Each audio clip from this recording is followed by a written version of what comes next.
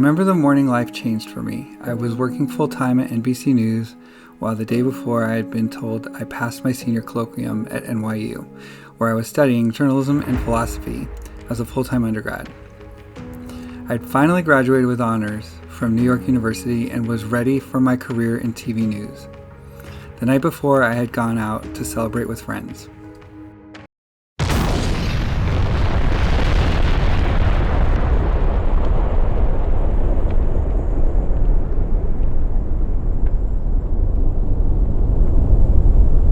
But on this morning, I was thrown out of bed by an explosion so loud something unmistakably terrible had just happened outside my window.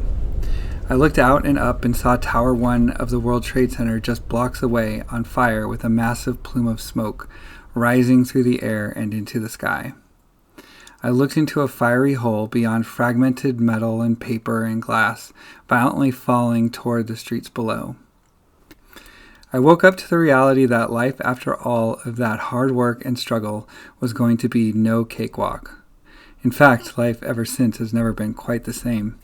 I've been in and out of hospitals with life-threatening periods of depression and breakdown after breakdown from the fallout of PTSD, a chronic pain that caused episode after episode of illness and sadness from which I never thought I could recover. I tried for years and years and kept landing in the same dismal places, held down by the tyrannical clutches of ruthless depression and anxiety that had destroyed my life. I thought this was it. This was all that was left for me. Time paid in crisis house visits and hospitals, doctors' offices and psychologists' sofas were what had become of my life. All of this while borrowing time, living in the bedroom I grew up in with parents who loved me, but didn't know what to do to help me. No one did. Mom helped me get on disability, accomplishing something that by all measures is nearly impossible for even the most destitute to be awarded. My father begrudgingly allowed me to take and take and take. Every job I took, I lost because of sadness or bad decision-making from efforts to find relief for the shame and the depression and the anxiety that I had weighing down on me. But I was wrong. That wasn't it. There was more to come. Fast forward 22 years later, and here we are. I have moments that are hard, no doubt, but I'm quite a bit better. I live on my own, I take medications at work, I have friends of all different kinds who are with me on this unpredictable journey. I have my family, still doing the best we can to stay afloat during this turbulent period in American life. I try to be helpful where I can. My mom and my sister suffer terribly from chronic Lyme disease. My father is still a pillar of strength and reason in an otherwise unpredictable world. How does all of this relate to the orchard at Hilltop? Without the donations, the hard work of the management, who have been truly remarkable, the leadership of the city of San Diego, without the funding from the state, without all of you here today, there would be no place for me to rest my head at night, no place for me to hang my hat, no place for me to rise up in the morning or have dinner before bed.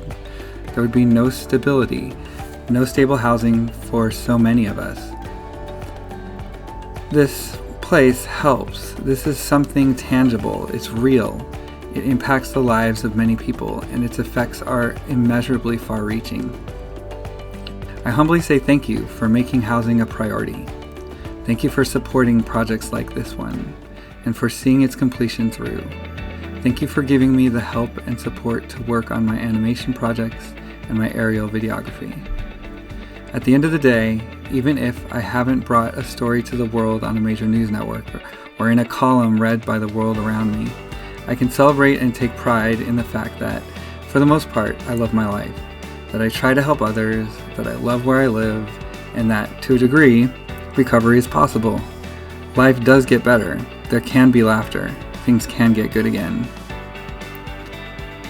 Life isn't perfect, never will be. I'm far from perfect. I struggle every day with my own issues and my own problems and imperfections, but I haven't found any sour grapes in this orchard. So far it's filled with beauty and with love, and that's something this world could use more of. The end. Yes! Yes, yes!